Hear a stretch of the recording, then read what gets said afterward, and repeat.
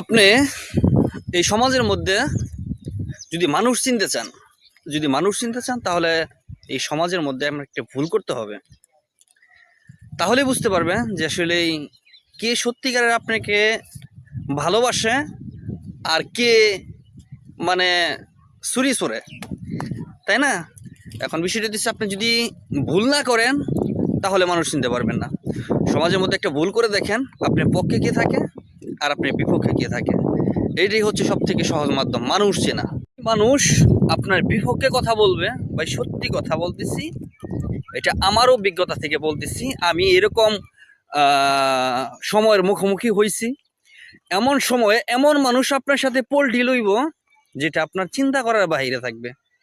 যে মানুষটার সাথে আড্ডা মারছেন, সরল মলায় কথা বলছেন, মানে মানুষটার ক্ষতি আপনি কোনো সময় চান নাই, দেখবেন যে সেই মানুষটাই আপনার বিপক্ষে কথা বলতেছে। এরকম ঘটনার মুখোমুখি আমি হয়েছি। এই কারণে বলতেছি, ততক্ষণ পর্যন্তই আপনি মানুষ চিনতে পারবেন না যতক্ষণ পর্যন্ত আপনি কোনো ঝামেলায় না পড়বেন।